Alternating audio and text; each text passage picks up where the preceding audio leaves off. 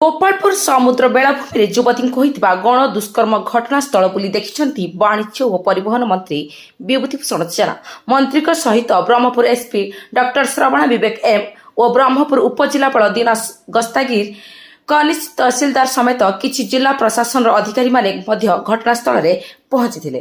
प्रेमी जुगल केउठी बसी और केउठी युवती को गण दुष्कर्म होता से नहीं ब्रह्मपुर एसपी मंत्री को से स्थान देखाई प्रेमी जुगल केउठी बसी और केउठी युवती को गण दुष्कर्म होता से नहीं ब्रह्मपुर एसपी मंत्री को से स्थान देखाई तेरे पांथ निवास पछपट समुद्र बेलाभूमि गत किछि वर्ष पूर्व ब्लू फ्लैग बीच चेक करने पर्यटन विभाग और पूर्व सरकार योजना करथिले। सही क्रम में समुद्र बेलाभूमि 4टी क्याबिन क्याबिन निकट में ही युवती को गण दुष्कर्म होता तेणु एही क्याबिन को तुरंत उच्छेद करने स्थानीय तहसीलदार को कहिसंती मंत्री। सेहीपरि समुद्र बेलाभूमि आलोकीकरण करा सहित पेट्रोलिंग को मध्य कड़ाकड़ी करा एभली समुद्र बेलाभूमि युवती को गण दुष्कर्म करने घटना अत्यंत दुर्भाग्यजनक। घटना को गुरुतर सह नहीं राज्य सरकार तेणु घटना को रेड फ्लैग भाव विवेचित करने सह तदंत भार क्राइम ब्रांच को देइछंती। क्राइम ब्रांच जड़े आईजी घटनार दायित्व नहीं तदंत करुवा बेले पुलिस 24 घंटा मध्य समस्त अभियुक्तों को गिरफ्त करिबारे सफल होइछि। तेणु एभली घटना समुद्र बेलाभूमि पुनर्बार न हुए ताहाकु गुरुत्व दे राज्य सरकार जिला प्रशासन और पुलिस समस्त प्रकार पदक्षेप नेबे बोली कहिसंती परिवहन मंत्री। घटना घटीगला अमानवीय निंदनीय दुखद घटना बड़ा भाषा माननीय मुख्यमंत्री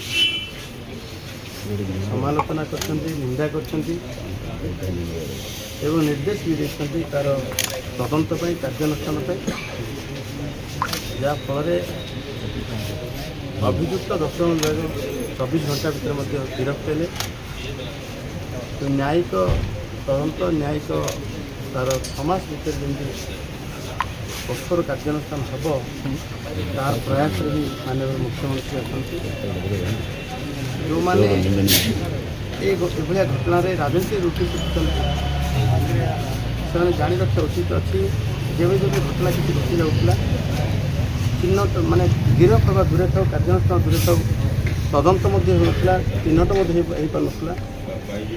एवं प्रथम घटना ओडिशा रे ए घटनार तदंत अपन नेशनल क्राइम ब्यूरो नियंत्रणाधीन महिला मानक उपरे अपराध हेले ताकू सीएडब्ल्यू तरफ जो भाव तदंत कार्यानुष्ठान व्यवस्था को प्रथम कर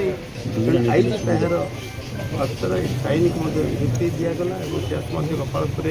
पहुँचले कार्यानुष्ठान है स्पॉट भी जाइए से स्पॉटर अवस्था पूर्वर ब्लू फ्लैग बीच ना से मद दुकान खुलवा अंधार जगार एभलिया निष्पत्ति निया आज से मद दुकान खोला नहले आम विरोध कारण ठिया तार उच्छेद आवश्यक थिला एवं आलोकीकरण अंधार भितर रखिथे आलोकीकरण हम बीच डेभलप हम एवं बीच सुरक्षित बीच गोपालपुर हम कौन पर्यटक भय करेंगे नहीं।